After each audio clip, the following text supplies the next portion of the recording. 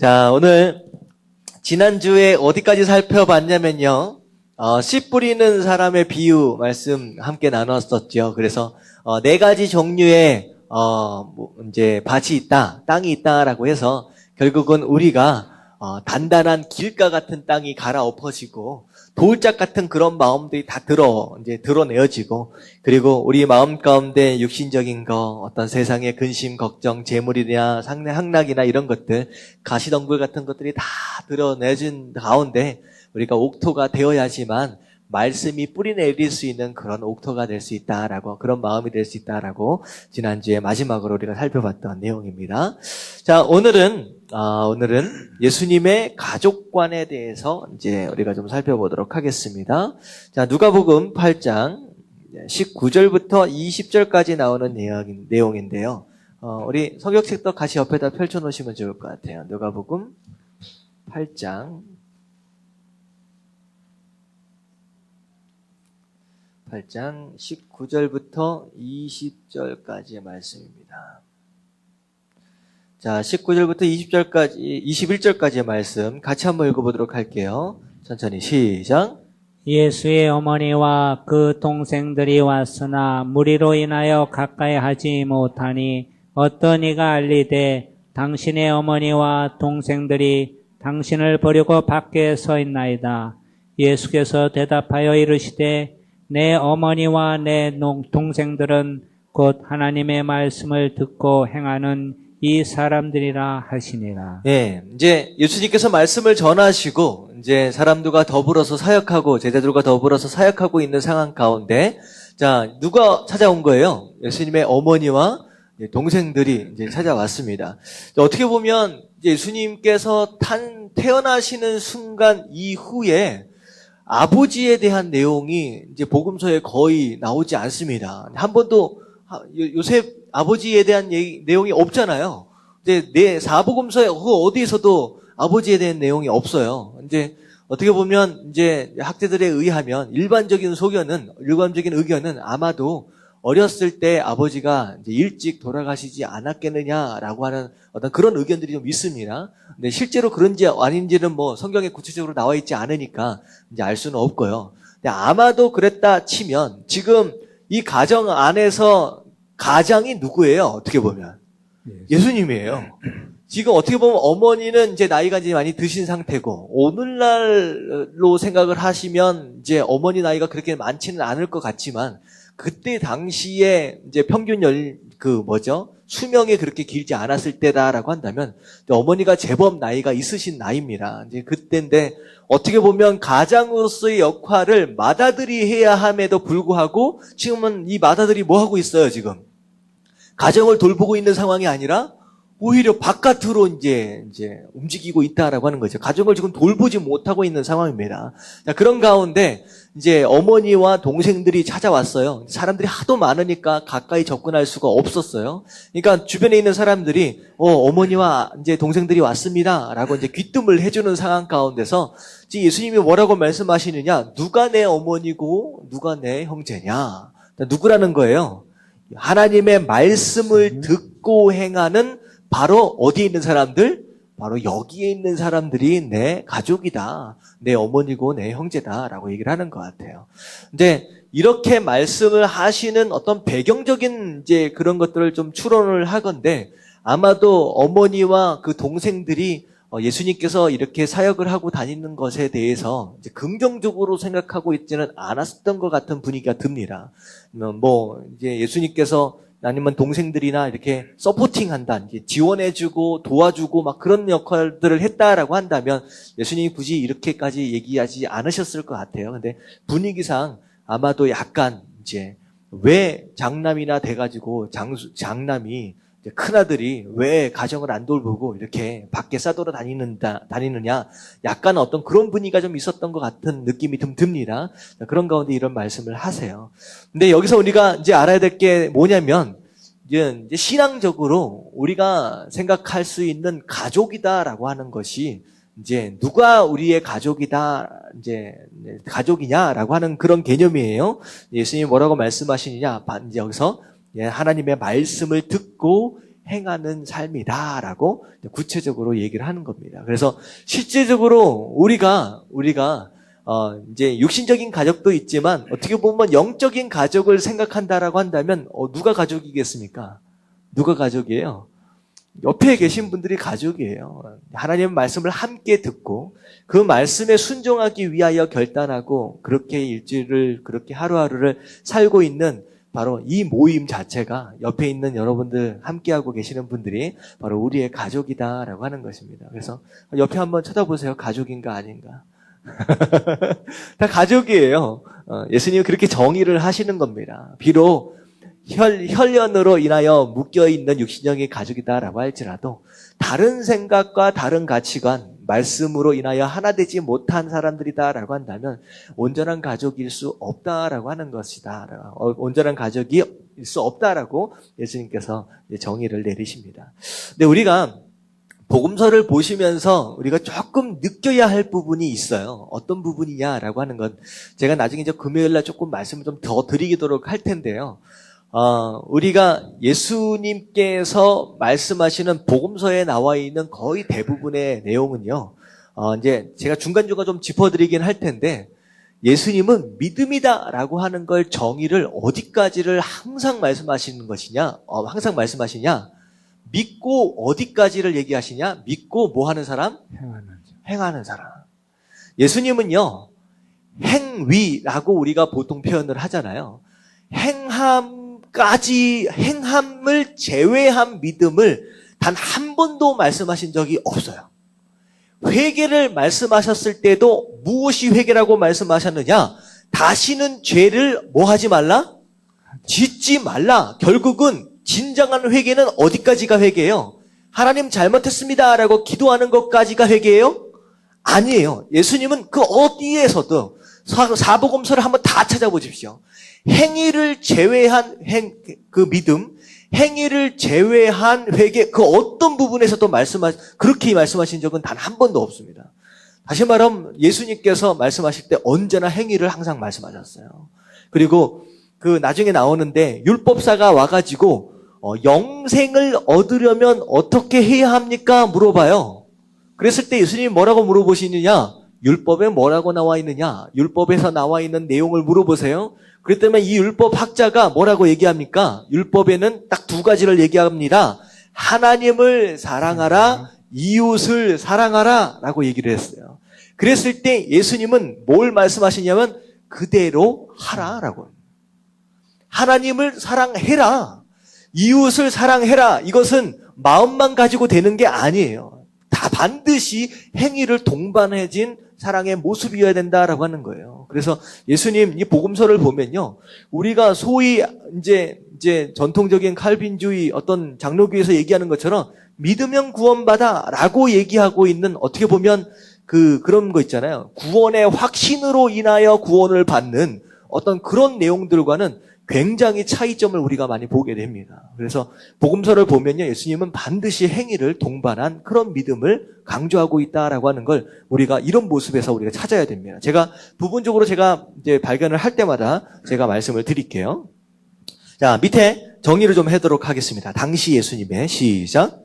당시 예수님의 복음을 듣고 받아들인 사람들은 주로 소외받는 사람들이었습니다. 이방인인 백부장, 나인성의 과부, 눈물과 향유로 예수님의 발을 씻긴 죄인, 귀신 들린 사람, 헤롯의 청지기 아내와 여러 여자들입니다. 씨 뿌리는 사람의 비유는 말씀을 잘 받아들이는 사람들의 이야기를 그린 것입니다. 이런 사람들은 하나님의 뜻에 순종하기 좋은 요건을 갖춘 사람들입니다.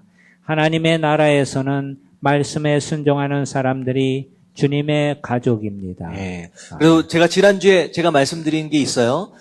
예수님께서 일반적으로 가난한 자들, 이제 소외된 자들을 찾아가셔서 사역하시게 됐는데, 의도적으로 그들을 찾아가셔서 하신 이유가 있다라고 말씀을 드렸습니다. 이게 뭐냐면, 이제 씨 뿌리는 자의 비유와 이제 맞물리는 거예요.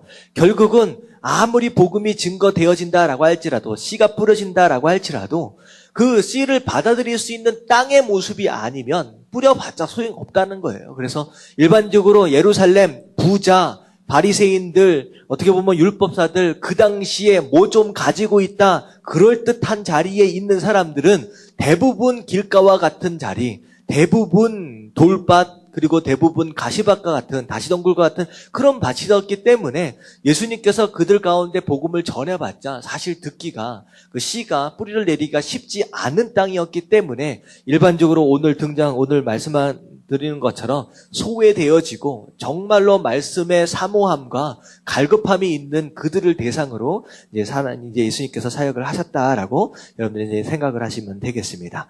결국은 마찬가지예요. 우리 마음이 어떤 밭이냐라고 하는 것에 따라서 말씀이 뿌리 내려질 수도 있고, 아니면 그냥 잠깐 뿌리 내렸다가 그냥 가기도 하고, 말라 비틀어지기도 하고, 기운이 없어서 또 열매 맺지 못하는 그런 모습일 수도 있다라고 하는 거. 그래서 언제나 예배 가운데 임할 때 옥토와 같은 그런 마음으로 하나님 앞에 나올 수 있는 저와 여러분들 되시길 주님 이름으로 축원합니다. 아멘. 아멘. 자, 밑에 보면요. 말씀을 듣고 순종할 때 어떤 일이 일어났습니까? 라고 나와 있어요. 자, 이제 밑에 보면 누가복음 8장 24절 말씀 볼게요. 자, 무슨 일이 일어났어요? 24절 말씀을 보면, 자, 이제 22절 한번 말씀 한번 읽어볼게요. 다 같이 시작. 하루는 제자들과 함께 배에 오르사 그들에게 이르시되 호수 저편으로 건너가자 하심에 이에 떠나 행선할 때 예수께서 잠이 드셨더니 마치 광풍에 흡수로 내리침에 배에 물이 가득하게 되어 위태한지라. 자, 여기까지요. 자, 제자들과 더불어서 배를 타고 가고 있는데, 자, 뭘 만났어요? 풍랑을 만났습니다. 큰 바람을 만났어요. 사실은 그 갈릴리 바닷가가요, 날씨가 맑으면요, 건너편이 보입니다. 불과 몇 킬로 안 돼요. 그리고 이제 특별히 안개가 끼어 있을 때만 별로 안 보여요. 그래서 그 때문에 이쪽에서 저쪽으로 건너간다라고 했을 때 웬만한 바람 정도고 웬만한 속도면요, 불과 한 30분, 1시간이면 그냥 건너갈 수 있는 그 정도 거리입니다. 근데 예수님께서 그 장감을 건너가시는데 뭐 하셨어요? 주무셨어요. 저는 참 은혜가 되는 게, 예수님이 사역을 하시는 가운데 어떻게 사역을 하셨느냐, 그 잠감을 뭐 하면서 지나신 정도로 피곤하셨느냐? 잠을 주무시는 거예요. 그 잠깐 시간을 쪼개서 주무시는 정도로 그렇게 어떻게 보면 이제 공생의 3년을 하시는 가운데 정말로 열정적으로 시간과 시간들을 쪼개가면서 그렇게 사역하셨다라고는 그런 생각이 듭니다. 그리고 이제 큰 배가 아니잖아요. 이제 고기 잡는 조그만 배인데 풍랑이 일어나가지고 물이 치는데요. 예수님이 물이 들이닥치고 있는 상황 가운데서도 어떻게 하고 계세요? 계속 주무시고 계시는 거예요. 한번 생각해보세요. 기절한 정도가 아니면요, 웬만하면 물 한 잔만 딱 끼얹으면 어떻게 될 것 같아요? 그냥 바로 깹니다. 한번 생각해보세요. 그냥 남편 자고 있을 때 그냥 물 한 컵 떠가지고 한번 부어보세요. 일어나나 안 일어나나. 반드시 일어납니다.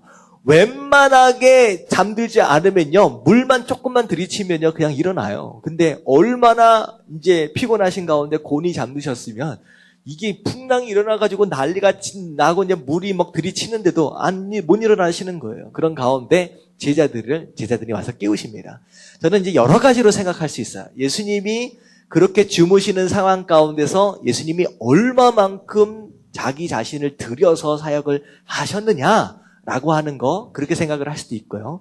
어쩌면 예수님이 의도적으로 일어나시지 않았을런지도 모릅니다. 이게 몰라요. 예수님한테 가서 물어봐야 압니다. 예수님께서 의도적으로 안 일어나시고 잠을 주무신 척 하셨다라고 한다면 뭐 때문에 그러셨을까요? 뭐 때문에 그러셨을까요? 누굴 뭐 하기 위해서? 제자들을 테스트하시는 거예요. 테스트하는 거예요. 일부러 배를 흔들어 보시는 거예요. 예수님 잠 주무신 척 하면서 셋눈 뜨고 다 보시는 거예요. 흔들어 보시는 가운데 예수님은 제자들이 어떤 모습을 기대하고 계셨을까요? 어떤 모습을 기대하고 계세요? 확 흔들리는 가운데. 네, 사실은 이런 거예요. 이 배가 뒤집힐까요? 안 뒤집힐까요? 이 배는 절대로 뒤집히지 않습니다. 왜? 누가 타고 계시기 때문에? 예수님이 타고 계시기 때문에. 제자들에게 이 믿음이 없는 거예요. 지금 예수님을 까맣게 잊어버리고 있습니다. 풍랑이 풍랑이 막 이렇게 일어나니까 우리가 큰일 나고 죽게 생겼는 거예요. 지금 뭐라 그러니까 우리가 죽게 생겼습니다라고 얘기. 이거 절대로 가라앉을 수 있는 배가 아니에요. 자, 한 번만 더 생각해 보세요. 여러분들의 인생의 배가 가라앉을 가능성이 있을까요, 없을까요? 여러분들이 인생의 배는 절대 침몰하지 않습니다. 왜? 누가 함께 타고 계시기 때문에? 예수님이 타고 계시기 때문에. 여러분들 조금 흔들리고 있을 때 이렇게 기겁하지 마십시오. 두려워하지 마십시오. 예수님 보고 계시는 거예요. 지금 주무신 척 하면서 아무 일도 안 하시면서 보고 계시는 거예요. 이 상황 가운데서 이들이 뭐 하고 있느냐, 어떻게 반응하느냐라고 하는 거. 인생에 풍랑이 있습니다. 어쩔 때는요, 의도적으로 하나님께서 여러분들의 배를 흔드실 때가 있어요. 그때 여러분들이 어떻게 반응하느냐를 보시고 그때 여러분들이 믿음을 가지고 절대로 안 죽는다. 정말로 그런 자부심을 가지고 정말 그런 확실한 믿음을 가지고 버티면요. 예수님 기뻐하십니다. 하지만 뭐라 그래요? 나중에 어떻게 돼요? 제자들. 혼나요. 믿음이 없는 것에 혼나요. 제자들이 이게 이런 것 같아요. 예수님이 제자들을 꾸중하실 때는 딱 한 경우밖에 없어요. 제자들이 금식 안 했을 때 꾸중한 적 있습니까? 없습니까? 없어요. 제자들이 율법 어겼을 때 안식일날 이거 뭐 이렇게 해서 먹으면 안 되잖아요. 비벼 먹으면 안 되잖아요. 그거 했을 때 예수님 혼내신 적 있어요? 없어요? 없어요. 예수님은 오히려 그때에도 제자들 편에 서서 제자들을 보호하셨습니다. 하지만 예수님이 제자들을 향하여 항상 혼냈던 것은 딱 한 경우밖에 없어요. 뭐가 없을 때? 믿음이 없을 때. 다 그래요. 그러니까 하나님께서 우리를 향하여 기대하고 계시는 것은 우리가 사역을 얼마나 멋있게 하느냐 이거 아니에요. 우리가 얼마나 아름다운 열매를 맺어서 드리느냐 이거 아니에요. 예수님께서 우리를 향하여 주목하고 계시는 그 열매는요, 믿음의 열매예요. 그 어떤 풍 가운데서, 풍랑 가운데서도 예수님 함께 하시는데 어떻게 이 배가 가라앉아? 라고 하는 그런 담대한 그런 모습. 오히려 거기 하나님 기뻐하신다라고 하는 거. 그래서 여러분들 이것저것 많은 열매, 아름다운 열매로 하나님 기쁘시게 해드리기보다는 여러분 믿음으로 하나님을 기쁘시게 해드릴 수 있는 저 여러분들 되시길 주님의 이름으로 축원합니다. 아멘. 그래서 뭐라 그랬어요? 믿음이 없이는 뭐 할 수 없다? 하나님을 기쁘시게 해드릴 수 없다. 그냥 나와 있는 거예요. 그렇다라고 하면 반대로 하나님이 기뻐하시는 건 믿음이 있을 경우에 기뻐하신다라고 하는 거예요. 다 믿음으로 다 통합니다. 다 믿음으로 통하는 거예요. 여러분 믿음으로 주님을 기쁘시게 해드릴 수 있는 저 여러분들 되시길 주님 이름으로 축원합니다. 아멘. 자, 그리고 나서 44절 여기 보이는 대로 그냥 따라가도록 하겠습니다. 자, 44절을 보니까 이게 무슨 얘기가 나오느냐? 자, 44절 먼저 볼게요. 44절. 40절부터 나오는 얘기가 뭐냐면, 이제 회장장 야이로의 딸이 지금 죽게 생겼어요. 그래서 이제 그 딸아이를 고치기 위해서 가고 있는 길 가운데 누굴 만나느냐? 혈루병 앓는 여자를 만났어요. 그 가운데서 이제 일이 일어났었던 것입니다. 이제 거기서 이 혈루병 앓았던 이 여자가 딱 한 가지 했던 것이 무엇이냐? 누구의 옷자락을 잡았어요? 예수님의 옷자락. 이게요, 어떻게 보면 단순한 것 같은데 제가 청년들하고 같이 수련회를 할 때, 가사가 이 가사를 가지고 있는 찬양이 하나 있었어요. 제가, 전도사님 나중에 한번 찾아보세요. 예수님 옷자락 잡는 이 가사를 가지고 있는 찬양이 있어요. 제가 정확하게 기억이 안 나는데, 여기서 청년들이 다 뒤집어졌어요. 무슨 내용이냐면요. 어떻게 보면 우리가 이제 신앙생활을 하다 보면 힘들고 어려울 때 많잖아요. 이게 그 이민사회 LA에 가면요. 청년들이 되게 어려운 청년들이 되게 많아요. 그러니까 신분에 대한 어려움도 있고, 그리고 신분이 해결이 안 되면 이제 취직이나 이런 것들이 상당히 되게 어렵거든요. 그래서 인간대접 못 받고 그렇게 일을 하는 청년들이 상당히 좀 있습니다. 그런 가운데 이민생활을 하다 보면 부모와 자식 간에 그 일그러진 그런 관계들이 굉장히 많아요. 그래서 거의 제가 알기로 한 60% 정도는 교회 안에 이제 이혼 이제 제대로 된, 어떻게 보면 한 번 정도 이혼을 경험한 그런 가정이 교회 안에 한 60%가 이렇게 있어요. 그렇다라고 한다면 그 이혼이다라고 하는 그런 과정을 통하여 자녀들도 그렇고 뭐 부부들끼리 얼마나 많은 상처들이 있겠습니까? 그러니까 그런 어떤 엄청난 힘든 과정들 가운데 이제 삶을 살다 보니까 겉에서 볼 때면 청년들이 밝아요. 근데요, 수련회에 올라가서 기도를 하다 보면요, 그 안에 그 상처들과 정말로 이제 누구한테도 말하지 못한 그런 아픔들이 있잖아요. 그런 것들이 막 나오는데요. 그런 가운데 감히 어떻게 하나님 앞에 담대하게 나가서 기도하지도 못하는 그런 청년들이 많아요. 근데 제가 이런 말씀을 했어요. 정말로 누구 눈치 보지 말고 정말로 뒤에서 예수님 옷자락이라도 한번 잡아보겠다라고 하는 그런 심정으로 이 시간 그 옷자락을 한번 잡아보자. 그렇게 하나님 앞에 나아갈 수 있다라고 한다면, 그거라도 한번 잡을 수 있다라고 한다면, 그 믿음으로라도, 변화를 경험할 수 있다, 회복을 경험할 수 있다라고 제가 이 집회를 인도한 적이 있거든요. 근데 그때 너무 은혜가 있더라고요. 근데 그런 것 같아요. 여기서 이 혈류병 앓은 여자가 가지고 있었던 믿음은 무엇이었느냐? 뭐만 잡기라도 하는 예수님의 옷자락. 그분이 뭘 대단하게 말씀해 주시지 않는다라고 할지라도 그분의 옷깃 하나만 스칠 수 있다라고 한다면 내 인생이, 내 삶이 변화될 수 있고 회복되어질 수 있다라고 하는 그 작은 소망, 작은 믿음으로 말미암아 완전한 변화가 일어나잖아요. 그리고 자, 그런 모습이 그게 사실 믿음인 것 같아요. 그 믿음을 지금 얘기를 하는 거예요. 그래서 우리가 예배 가운데 나아갈 때 그런 것 같아요. 어떻게 보면 그 바리새인의 기도 아시죠? 나중에 좀 나오는데 바리새인이 딱 이제 제단 앞에, 성전 앞에 서가지고 나는 저들과 같이, 세리를 보면서 나는 저들과 같이 죄 짓지 않도록 하심을 감사합니다 라고 하면서 떳떳하게 하나님 앞에서 나와서 기도하는 그 모습보다 하나님 나는 죄인입니다 라고 오히려 뒤에서 옷자락을 잡는 어떤 그런 모습이 하나님께서 더 기뻐하시는 겸손한 모습이 아니겠느냐라는 그런 생각을 해보게 됩니다.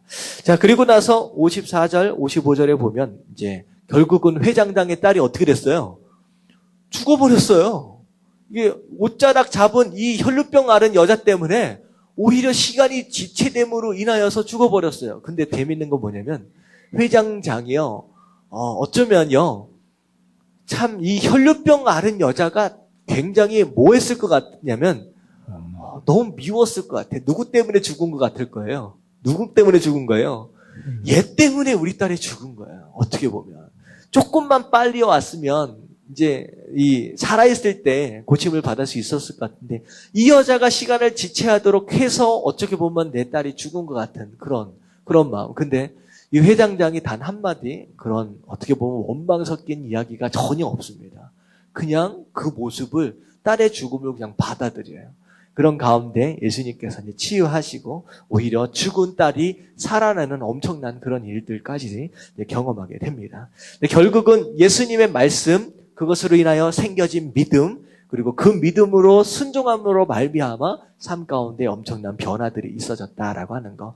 그래서 결국은 예배 가운데 우리가 가지고 나와야 할 가장 좋은, 가장 기뻐하시는 재물은요, 여러분들의 믿음이다라고 하는 거 기억할 수 있는 저와 여러분들 되시길 주님의 이름으로 축원합니다. 아멘. 아멘. 자, 밑에 보겠습니다.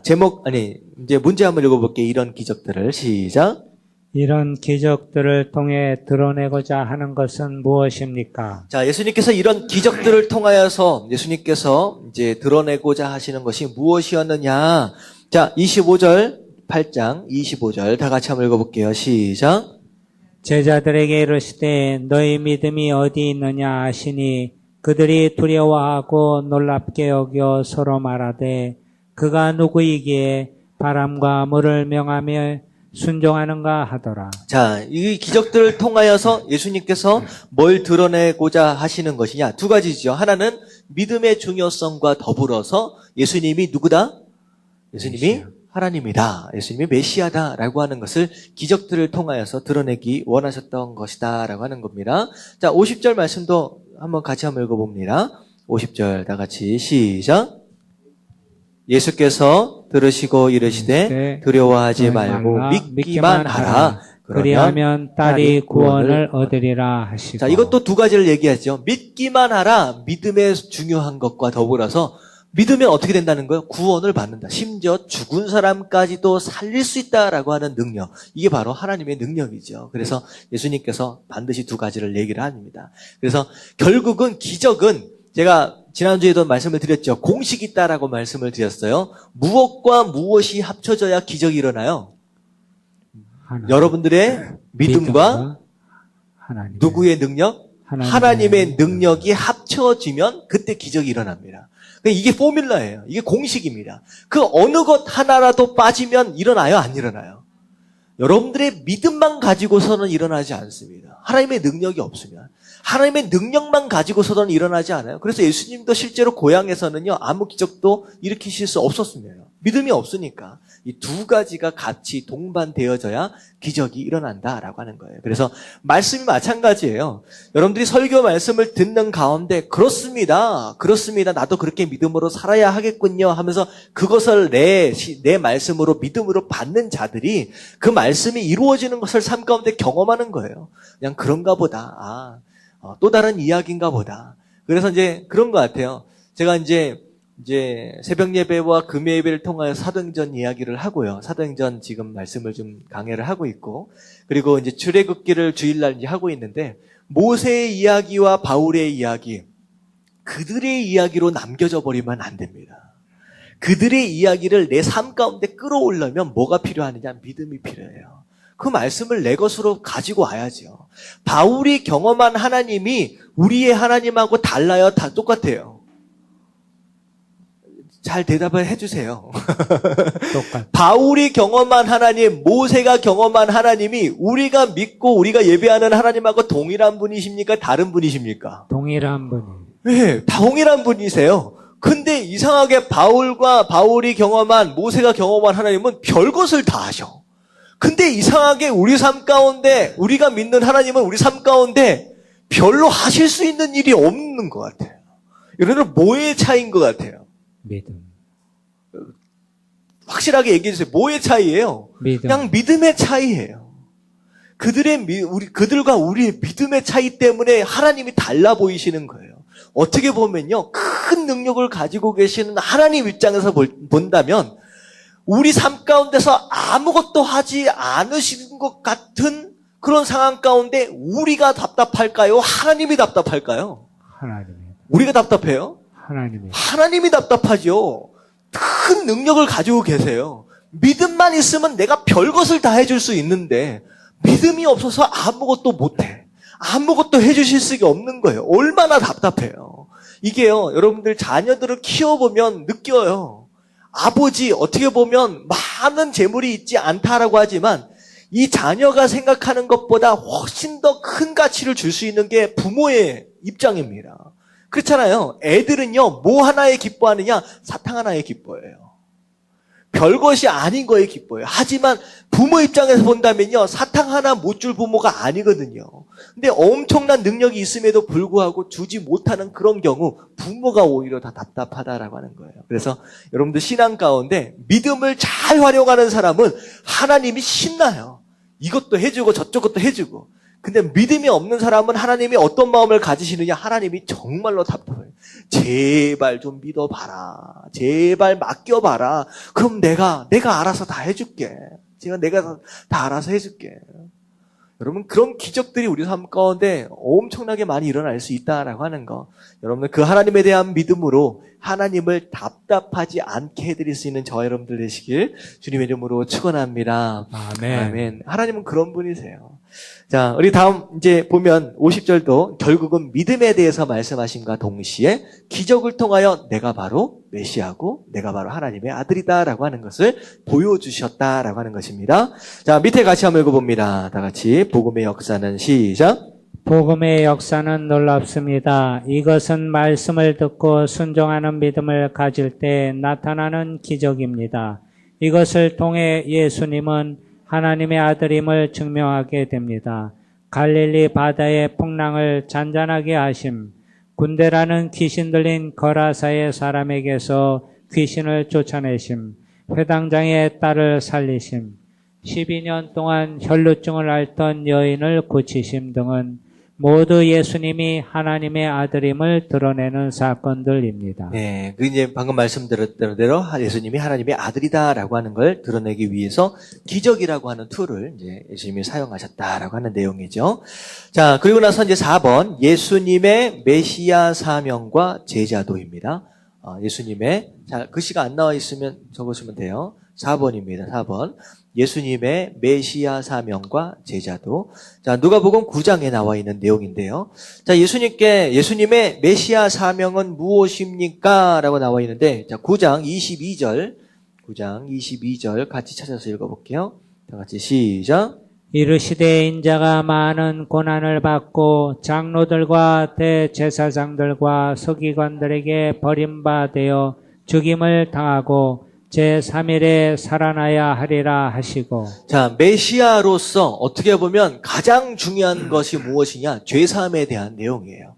어떻게 보면 우리의 삶 가운데 건강도 중요하고 귀신이 쫓겨나가는 것도 중요하고 물질적인 풍성함도 중요하지만 가장 중요한 문제인 죄에 대한 문제가 해결되지 않으면 결국은 어떻게 돼요? 결국은 도루묵이에요. 거꾸로 다시 돌아갈 수밖에 없는 거예요. 그러니까 근본적인 문제를 해결한다라고 하는 거, 이 문제가 가장 메시아로서 가장 중요한 사명이다라고 하는 거. 그래서 예수님께서 이제 본인이 이제 메시아다라고 하는 걸 얘기를 하시면서 가장 중요한 사역이 뭐에 대한 내용이냐? 고난을 받고 결국은 십자가에 못 박혀 죽게 될 것이다 라고 하는 그런 내용, 죄 구원, 영적인 구원을 위해서 하셔야 될 그런 내용을 구체적으로 지금 말씀을 하셨죠. 자, 그리고 나서 44절, 45절 같이 한번 읽어보도록 하겠습니다. 9장 44절, 45절 다 같이 시작. 이 말을 너희 귀에 담아두라. 인자가 장차 사람들의 손에 넘겨지리라 하시되 그들이 말씀을 알지 못하니 이는 그들로 깨닫지 못하게 숨긴 바 되었음이라. 또 그들은 이 말씀을 묻기도 두려워하더라. 자, 어떻게 말씀하셨느냐? 이 귀에다가 이 얘기를 내가 죽어야 할 것이다 라고 하는 거, 부활에 대한 이 얘기를 귀에다 담아두라 라고 하는 것은 그냥 다시 말하면 뭐라는 거예요? 중요하니까 잊어버리지 말라는 거예요. 근데 제자들이 기억합니까? 못합니까? 기억 못해요. 그리고 이 얘기를 듣는 가운데 알아듣지도 못하며 도대체 무슨 얘기를 하시는 것이냐. 근데 알아듣지 못하는 이유가 무엇이냐. 뭐라고 얘기해요? 하나님께서 의도적으로 뭐 하셨다? 숨기셨다라고 하는 거예요. 숨기셨다라고 하는 거. 근데 결국은 이것에 대해서 완전히 깨닫게 되는 순간이 있어요. 어느 순간이냐면 예수님이 부활하셨을 때도 아니에요. 예수님이 승천하셨을 때도 아니에요. 이 이야기, 예수님의 죽음과 부활에 대한 이 모든 것에 대한 비밀을 밝히 알게 되는 그 순간은 어느 때에서만이 가능했느냐? 성령이 임할 때 가능합니다. 그러니까 사도행전에 들어와서 제자들이 깨닫게 되는 거야. 아, 그때 그 말이 그거였구나. 그때 그 얘기가 그 얘기였구나라고 그때야 깨닫게 되는 거예요. 다시 말하면 여러분들이 말씀을 깨닫는다라고 제가 가능하면 쉽게 풀어드리려고 말씀을 드립니다. 제 말씀이 어렵지는 않죠? 굉장히 쉽지요? 예. 네, 아주 쉬워요.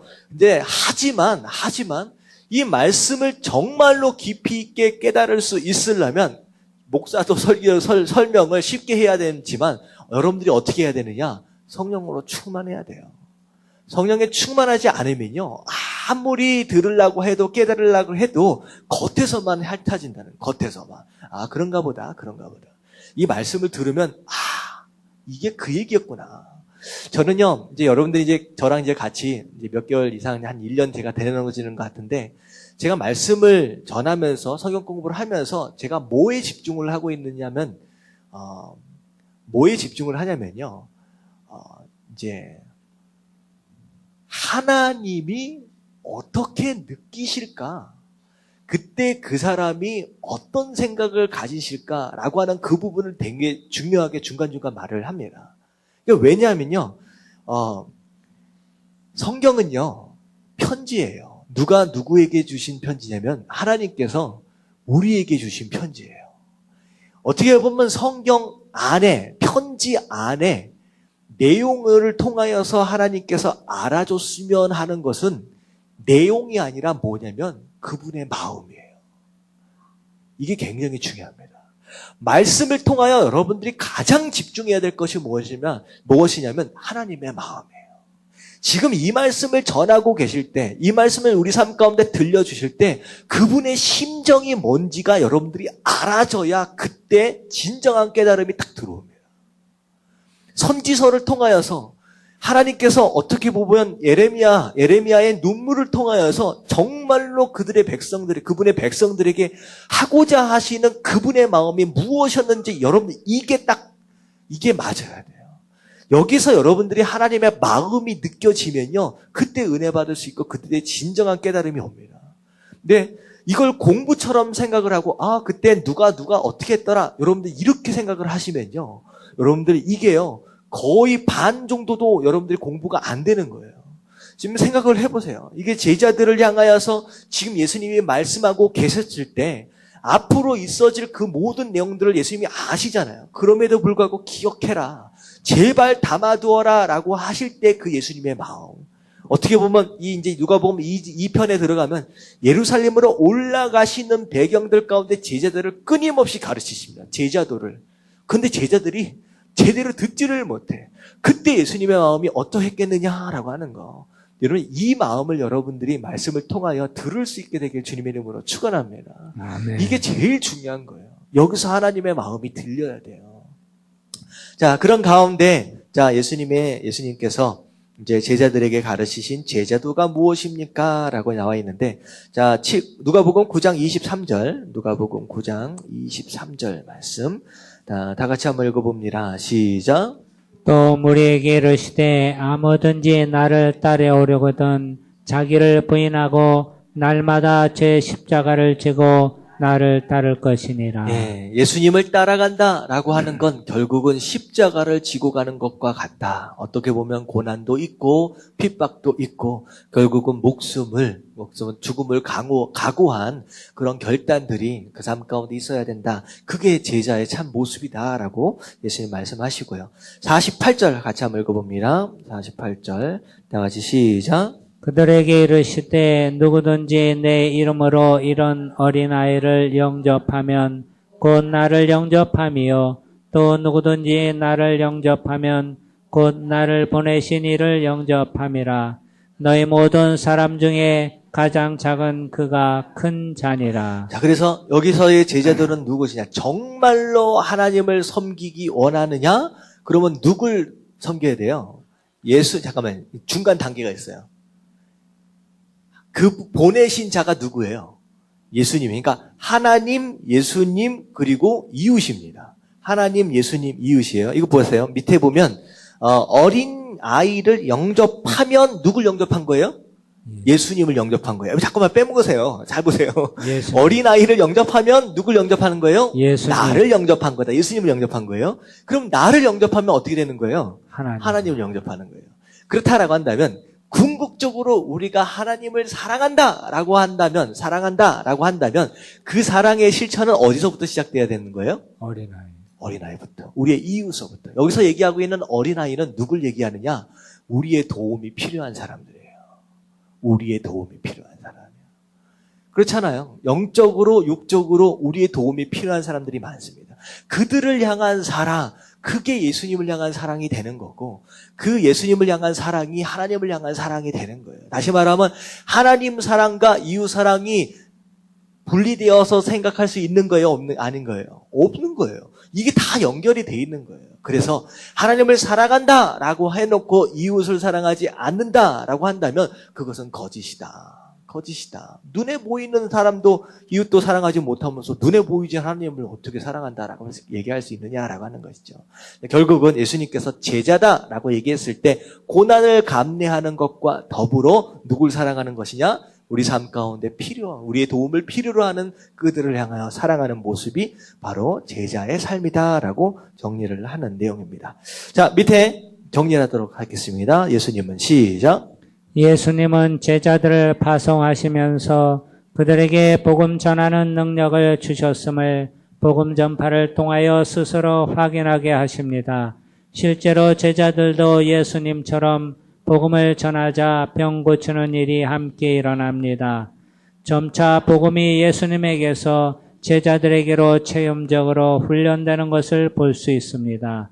그러나 제자들에게는 주어진 특권과 함께 감당해야 하는 사명이 있는데 자기 십자가를 지고 주님을 따라가는 것입니다. 영광을 원한다면 고난을 감당해야 합니다. 영광은 거저 오는 것이 아닌 고난을 통해서 오는 하나님의 선물입니다. 네, 제자가 되기 위해서 이런 모습, 이런 결단들이 필요합니다라고 하는 거예요. 자, 넘어갑니다. 자, 오늘은 여러분들 오늘 나눠드린 교재 누가복음 2번째입니다. 자, 밑에 누가복음은 같이 한번 읽어봅니다. 시작. 누가복음은 이스라엘 진리를 중심으로 이어지는 형식을 띠고 있습니다. 갈릴리에서 예루살렘까지 이어지는 여행 이야기입니다. 특히 누가복음은 예수님께서 예루살렘으로 가는 동안 벌어진 일을 다룬 긴 여행기입니다. 여기에는 누가복음에만 들어있는 이야기들이 많습니다. 누가복음 후반부는 예루살렘을 향하여 올라가는 여정이 지리적으로 언급되어 있습니다. 물론 여기서 예루살렘은 영광이 아닌 죽음이요 십자가의 고난입니다. 예수님의 심정을 생각하면서 예수님의 예루살렘 여행길을 따라가면 도움이 될 것입니다. 이게 사실은 누가가 좀 집중했던 부분이 이제 갈릴리 지역에서부터 예루살렘 쪽으로 올라가는 그 여정 가운데 있었던 제자도에 대한 가르침, 거기 굉장히 많은 이제 분량을 할애를 하면서 집중했습니다. 근데 어떻게 보면 동상이몽이라고 하는 이제 사사성어 있잖아요.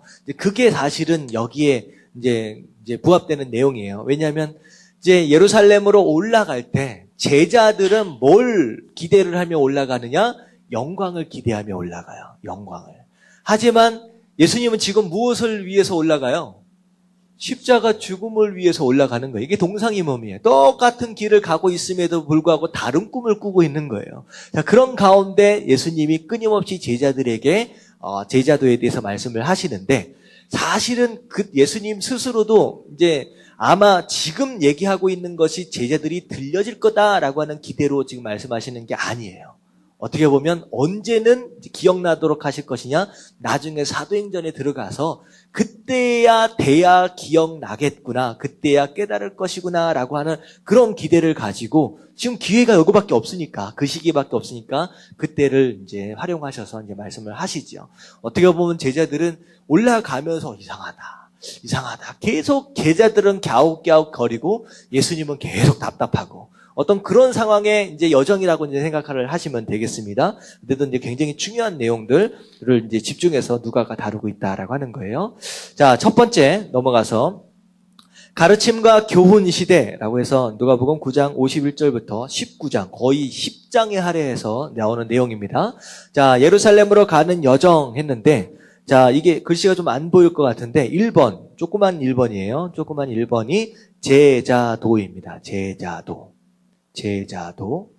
자, 제자도. 누가복음 5장 51절부터 이제 몇 장이죠? 11장 13절까지인가요? 그렇게 내놓고 옆에 뭐라고 쓰시면 되냐면 제자도 옆에 말씀을 듣고 행하는 일이다. 첫 번째, 제자도라는 것이 무엇이냐? 말씀을 듣고 행하는 것이 제자다라고 지금 정의를 하는 거예요.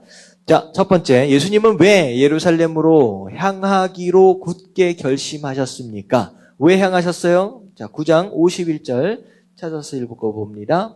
자, 51절 다 같이 시작. 예수께서 승천하실 기약이 차감해 예루살렘을 향하여 올라가기로 굳게 결심하시고. 자, 예수님께서 승천하실, 다시 말하면 하늘로 돌아가실 그때가 다가왔다라고 하는 거예요. 그래서 이제 그것으로 인하여 결국은 이제 예수님께서 예루살렘으로 올라가시는 것이 이제 마지막이다라고 하는 걸 이제 알고 예수님께서 결단하신 가운데 올라가시는 거죠. 자, 밑에 예수님을 따르는 제자들이 염두에 두어야 할 내용은 무엇입니까? 라고 했어요. 자, 예수님을 내가 따라가겠다, 예수님의 제자가 돼야 되겠다라고 하는 거. 어떻게 보면 예수님을 닮는다라고 하는 게 이제 우리 교회잖아요. 예수님을 닮아가는 사람들이다라고 하는 거. 결국 그런 삶을 살기 위해서 우리가 염두에 두어야 할 것이 무엇이냐? 자, 57절부터 62절까지 나오는데요. 자, 한번 볼게요. 자, 57절, 62절까지 그냥 쭉 한번 보도록 하겠습니다. 한번 같이 한번 읽어볼게요. 시작. 길 가실 때 어떤 사람이 여짜오되 어디로 가시든지 나는 따르리이다. 예수께서 이르시되 여우도 굴이 있고 공중의 새도 집이 있으되 인자는 머리 둘 것이 없도다 하시고. 자, 여기까지요. 자, 예수님께서 예루살렘으로 올라가고 계시는 가운데 예수님을 내가 따라가고 싶습니다 라고 하는 자원자들이 있었다라고 하는 거예요. 하지만 이제 어떻게 보면 제자는 누구나 될 수 있어요. 자원자는 누구나 될 수 있어요. 하지만 아무나 될 수는 없다라고 하는 거예요. 결국은 마음의 자세가 중요한 거예요. 어떤 마음으로 가느냐. 자, 첫 번째가 뭐예요? 여우도 굴이 있고 공중에 새도 집이 있다. 결국은 잠잘 곳이 없는 짐승들은 없잖아요. 근데 예수님은 어떻다고 말씀하고 계시느냐? 심지어 머리 둘 곳이 없다라고 하는 거. 그래서 어떻게 보면 내 집, 내가 쉴 만한 곳이라는 것이잖아요. 내가 쉴 만한 곳. 그것이 없다라고 한다면 얼마나 어렵겠습니까? 하지만 예수님이 제자가 된다, 예수님을 따라간다라고 했을 때 심지어 그것까지도 가장 중요한 것까지도 포기할 수 있어야 된다라고 하는 것을 지금 예수님께서 말씀하고 계시죠. 자, 그리고 밑에 한번 더 읽어볼게요. 다 같이 시작. 또 다른 사람에게 나를 따르라 하시니 그가 이르되 나로 먼저 가서 내 아버지를 장사하게 허락하옵소서. 이르시되 죽은 자들로 자기의 죽은 자들을 장사하게 하고 너는 가서 하나님의 나라를 전파하라 하시고. 자, 여기까지요. 자, 두 번째 예수님의 제자라면 자, 뭘 생각해야 되느냐? 아버지를 장사하는 게 중요한 일이에요? 중요하지 않은 일이에요? 이것만큼 중요한 일이 어디 있겠습니까? 어떻게 보면 동양적인 어떤 문화적인 배경으로 봤을 때 아버지의 죽음, 아버지의 장사를 제대로 드리지 못하는 아들이다라고 한다면 이건 인간도 아니죠. 근데 중요한 건 뭐냐면, 자, 뭐가 더 중요하냐는 거예요. 뭐가 더 중요하냐. 우선순위에 대한 내용입니다. 결국은 사명을 감당하다 보면 일이 많아요. 그런 가운데 많은 일들을 동시에 할 수 없는 일들이 발생을 합니다. 그 가운데 무엇이 더 중요하냐라고 하는 것에 있어서의 분명한 기준이 세워져 있지 않으면 어떻게 된다는 거예요? 예수님의 제자가 될 수 있다, 없다? 없다라는 거예요. 여러분, 여기에 대한 기준이 정확하게 정해져요. 심지어 아버지를 장사해야 하는 굉장히 중요한, 일생일대 너무나도 중요한 일이다라고 할지라도 그거보다 더 중요한 일이 있을 경우에 그런 경우가 있다라는 거예요. 거기에 대한 우선순위가 지켜져야 된다라고 하는 것입니다. 자, 세 번째죠. 또 읽어볼게요. 또 다른 사람의 시작. 또 다른 사람이 이르되 주여 내가 주를 따르겠나이다마는 나로 먼저 내 가족을 작별하게 허락하소서. 예수께서 이르시되 손에 쟁기를 잡고 뒤를 돌아보는 자는 하나님의 나라에 합당하지 아니하니라 하시니라. 자, 무슨 내용이에요? 결단을 했으면, 손에 쟁기를 잡았다라고 하는 건 이제 뭐 하겠다는 거예요? 일을 하겠다라는 거예요. 그러면 결단을 했다라고 한다면 뒤 돌아보지 말라는 거예요. 자, 작별 인사 한번 하고 오겠습니다 라고 하면 어떻게 했어요? 평생 같이 살아왔던 그 정이 있잖아요. 떠날 수 있어요, 없어요? 못 떠나요. 이런 겁니다. 사실은 여기에 제자에 대한 내용은 사실 누가 이제 많이 듣게 되는 내용이냐, 이제 목회자가 되겠다라고 주님께서 맡겨주신 사명을 감당하겠다라고 하는 주의 종들에 대한 내용들이 상당히 많이 있습니다. 물론 평신도들도 이제 제자로서의 삶을 살겠다라고 이제 결단을 하는 가운데 이런 마음으로 살아야 되겠지만 정말로 주의 종이다라고 한다면 이런 마음으로 살아야 된다라고 하는 거예요. 여러분들, 예수님께서 머리 둘 자리가 없었지만 예수님 머리 두지 못하셨습니까? 잘 생각해 보세요. 예수님 머리 둘 자리가 없다라고 말씀하셨어요. 하지만 머리 둘지 못하시면서 살아셨어요? 아니요. 예수님 주무시면서 다 사셨어요. 주의 종으로 여러분들 결단하시면 하나님께서 필요를 따라 때를 따라서 다 공급해 주시는 줄로 믿습니다. 네. 제가 우리 전도사님, 전도사님이랑 같이 대화를 하면서 그런 얘기를 나눈 적이 있어요. 이제 본인 얘기를 하시면서, 제 삶은 기적입니다. 지금 하루하루 이게 공부를 하면서 사역을 하면서 지나온 날들을 이렇게 보니까 정말로 필요한 그때 정말로 하나님께서 기적같이 그 모든 것들을 채워주시면서 이렇게 인도하셔 왔다는 거예요. 어떻게 보면 하나님이 아니다라고 아니고서는 절대 일어날 수 없는 일이에요. 갑자기 아무 데서도 들어올 데가 없는데 갑자기 누군가 나타나서 내가 대해줄게요. 어떤 이런 일들이 끊임없이 있어졌다라고 하는 거예요. 이게 마찬가지예요. 우리가 머리 둘 곳을 찾아서 다니는 사람은 아니에요. 하지만 찾아서 다니지 않는다라고 할지라도 누가 알아서 제공하신다? 하나님께서 알아서 제공하신다는 거예요. 여러분, 주의 종, 제자가 된다라고 하는 건 이런 채우심을 경험하는 것이 제자의 삶이다라고 하는 거. 두 번째가 뭡니까? 뭐가 중요해요? 너무나도 가정도 중요하고 중요한 게 너무 많아요. 하지만 결정적인 순간에 우선순위를 결정하라고 할 때 과감하게 하나님의 일을 붙잡을 줄 아는 그런 결단이 사실 주의 종학이 너무나도 필요하다라고 하는 거예요. 근데 재밌는 건 뭐냐면요. 하나님께서 그 우선순위의 결단을 통하여서 뭘 어떻게 해주시냐? 먼저 그의 나라와 의를 구하면 어떻게 하신다? 이 모든 것을 먹고 자고 입는 거 알아서 다 채워주신다는 거예요. 가정에 대한 것도 알아서 하나님께 돌봐주신다라고 하는 거예요. 여러분, 이런 것들이 이제 주의 종으로서의 결단과 그의 모습들이라고 하는 거예요. 세 번째가 뭐예요? 돌아갈 장소를 더 이상 뒤돌아보지 말라는 거예요. 한 번 결단을 했다라고 하면 이런 사람들이 있어요. 주의 종이 됐다라고 결단을 하고 목사 안수까지 받았어. 전도사까지 됐어. 근데 나중에 힘들고 어려우니까 어떻게 해요? 에이, 안 되겠다. 취직이나 해야 되겠다. 돌아가는 거예요. 이거 하나님 기뻐하시는 게 아니에요. 쟁기를 잡으면 어떻게 되는 거예요? 죽어도 뭐 하고 죽어야 돼요? 쟁기를 잡고 죽는 거예요. 여러분, 이런 결단이 있으면 사역 가운데 열매가 있어지고요. 그 가운데 하나님의 역사하심이 나타납니다.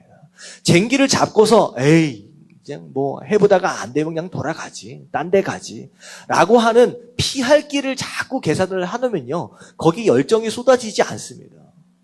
여러분, 이런 각오를 덤빌 수 있어야 그 가운데 하나님의 역사심이 나타나는 거예요. 이게 주의 종에 대한 내용이지만 여러분들에 대한 내용이에요.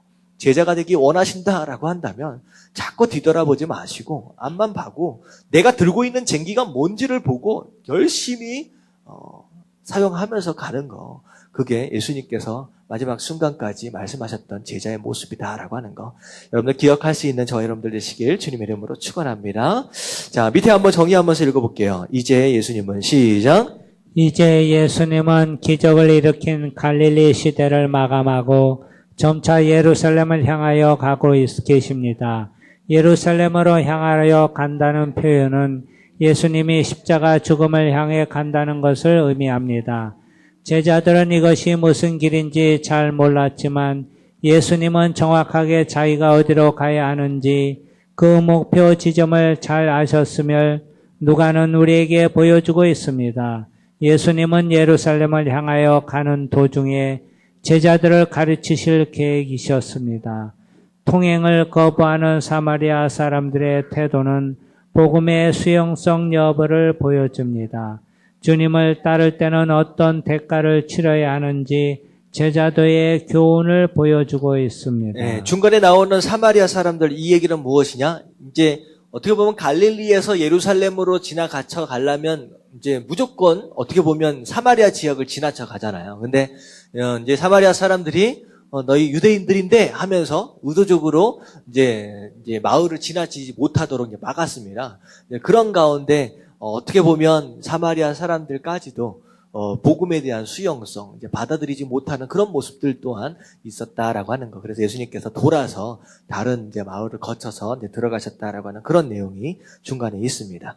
자, 그런 가운데 밑에 보면 예수님의 말씀을 듣고 행하는 것에 대한 70인 제자 율법사 마리아의 이 내용을 말해 보십시오라고 나와 있는데, 자, 이제 누가복음 10장 17절에 나오는 이야기는요, 이제 어떤 내용이냐?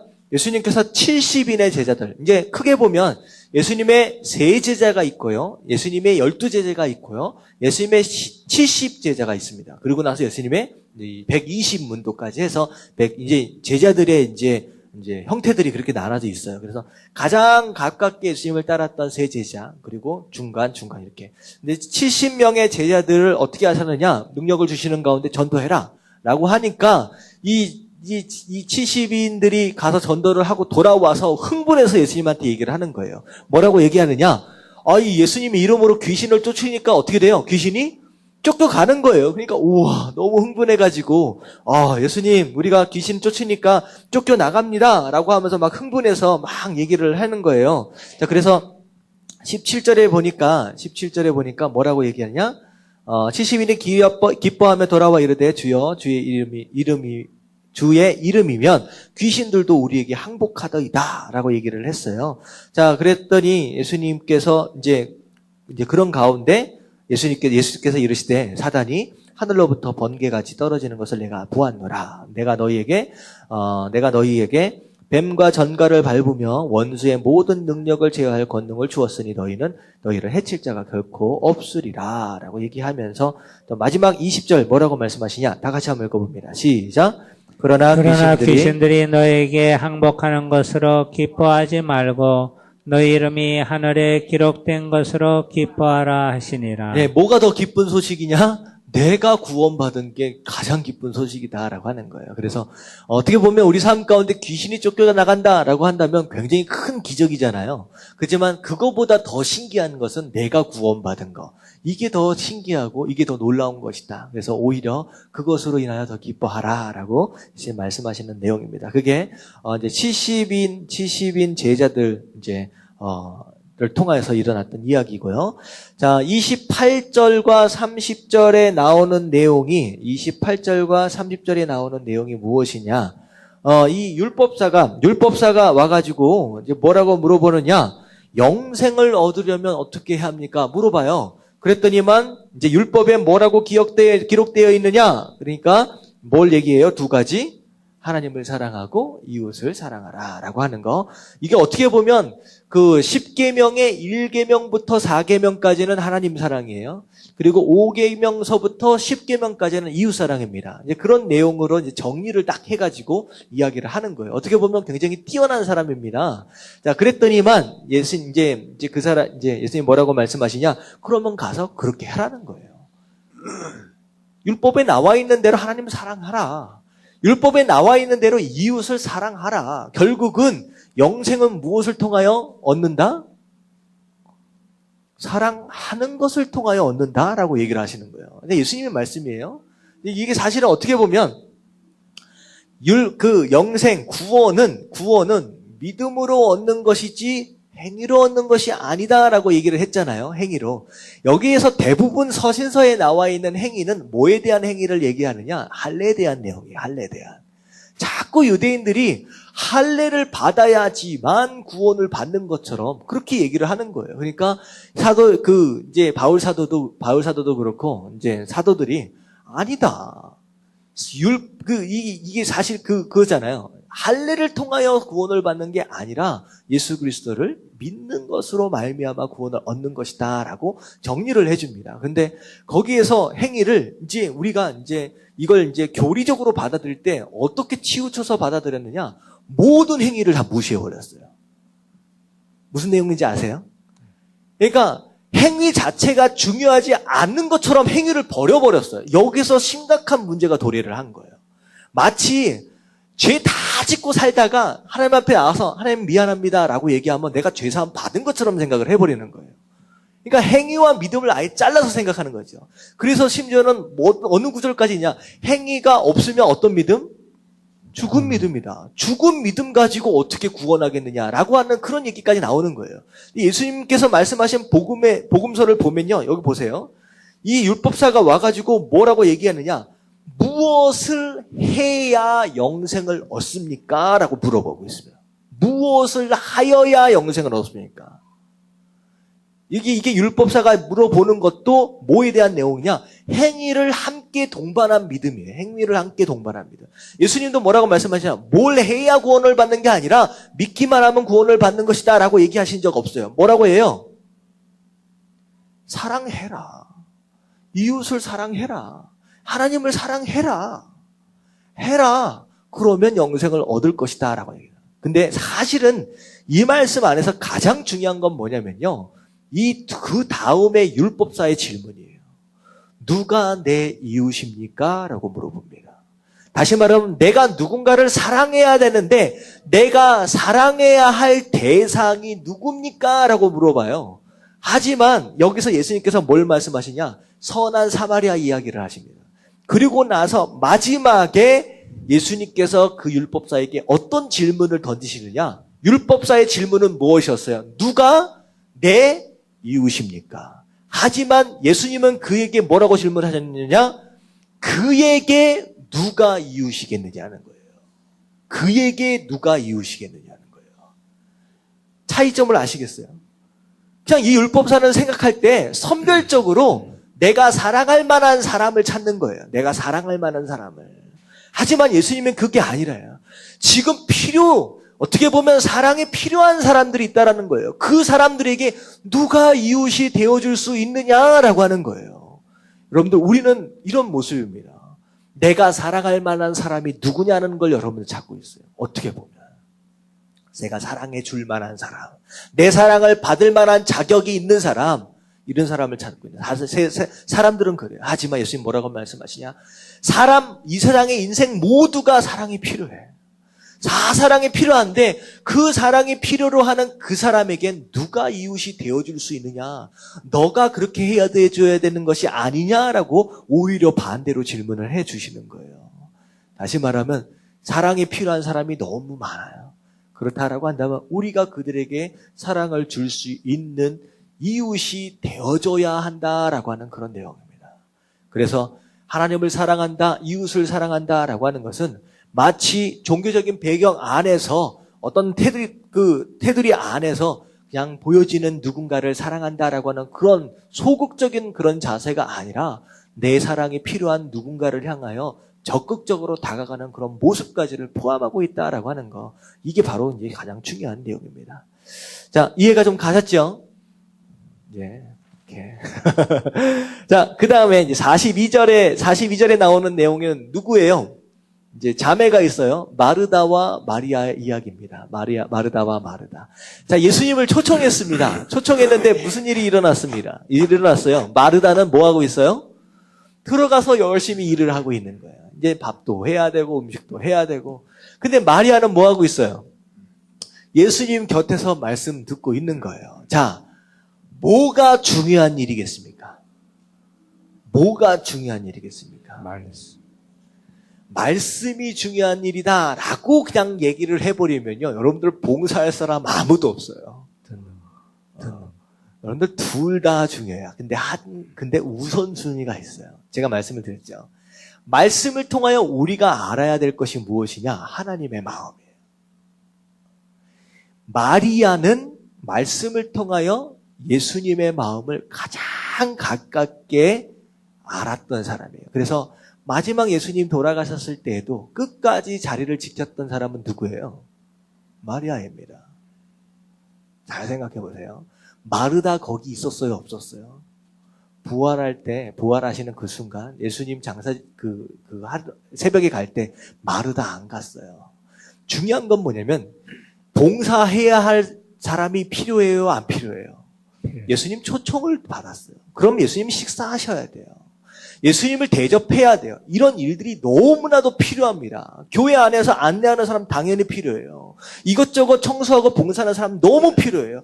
하지만 더 중요한 게 뭐냐면 말씀을 통하여 누구의 마음을 먼저 알아야 된다? 예수님의 마음을 먼저 알아야 돼요. 예수님의 마음을 알고 봉사를 하면 무슨 일이 안 일어나느냐? 마리아가 예수님 앞에 나와서 불평합니다. 예수님, 마리아 지금 뭐 하고 있는지 보세요. 내가 얼마나 바쁜지 한번 보이지 않으세요? 예수님, 얘 좀 데려다가 나 좀 도와달라고 좀 얘기해 주세요. 지금 누굴 보고 누굴 불평하는 거예요? 지금 예수님을 불평하고 있는 거예요. 예수님, 나 바빠 죽겠는데 얘를 데려다 앉혀놓고선 지금 말씀 듣게 하고 계시면 내가 얼마나 힘드냐는 거죠. 이런 일들이 어떻게 일어나느냐? 교회 봉사하다가 시험 들 일이 있습니까? 없습니까? 전부 다 여기에 대한 내용이에요. 봉사하다가 시험 들어요. 헌신하다가 시험 들어요. 누구 한 사람 뭐 말 한마디 듣고 나서 꼴보기 싫다고 마음 섭섭하다고 섭섭막이라 그러잖아요. 섭섭막이 들어옵니다. 이런 일이 왜 들어오는지 아세요? 말씀을 통하여 그분의 마음을 모르기 때문이에요. 말씀을 통하여. 그래서 정말로 중요한 것은 말씀을 통하여 예수님의 마음과 그분의 본심이라고 말씀을 드렸죠. 진심을 우리가 먼저 공감할 수 있어야 돼요. 그래야 시험 들지 않습니다. 보세요. 마르다 그렇게 봉사하고 헌신했지만 마지막 부활하는 순간 안 온다니까요. 그 자리를 지킬 수 없었어요. 왜? 그분의 마음을 모르니까. 하지만 마리아는 끝까지 말씀을 통하여 그분의 마음을 아니까요. 마지막 순간에 정말로 중요한 순간 그 자리를 지킬 수 있는 거예요. 여러분 신앙은 끝까지 가는 거예요. 여러분 정말로 평생 무너지지 않고 열심히 하나님을 섬기고 헌신하는 가운데 아름답게 부르심을 잊기 원하신다라고 한다면 먼저 말씀을 통하여 하나님의 마음을 느끼십시오. 공감을 하셔야 돼요. 그분이 나를 향하여 어떤 마음을 가지고 계신지 이게 느껴지면요. 어떤 것도 순종할 수 있어요. 순종은 거기서 오는 거예요. 종과 친구의 차이예요. 그분의 마음을, 주인의 마음을 모르고 복종하는 사람은 그냥 종입니다. 종은 지쳐요. 뭐 하라고 그러면 신경질 나고 귀찮고요. 또 짜증납니다. 하지만 그분이 나에게 어떤 마음을 가지고 계시는지 그분의 마음을 알고 움직이면 예수님 뭐라고 했어요? 그 사람이 누구라? 종이 아니고 이제는 친구다. 친구로서의 관계 가운데 순종은요. 기뻐요. 뭘 시켜도 기뻐요. 그 마음을 아니까. 여러분 신앙생활 하면서 평생 종처럼 끌려다니지 마시고 친구로서 기쁜 마음으로 순종할 수 있는 끝까지 순종할 수 있는 저와 여러분들 되시길 주님의 이름으로 축원합니다. 아멘. 여러분들 지칩니다. 여러분들 반드시 그런 때가 옵니다. 그런 때가 와요. 여러분들 그런 때 사실 목사도 지쳐요. 전도사도 마찬가지입니다. 여러분 그 마음을 모르면요. 그것이 잊혀지면요. 거기서 쓰러지게 되는 거예요. 그래서 제가 전에 한번 말씀드렸다시피 여러분들 헌신한다라고 할 때 나를 태우는 것이 아니라 무엇이 타야 된다고 말씀을 드렸느냐? 기름이 타야 돼요.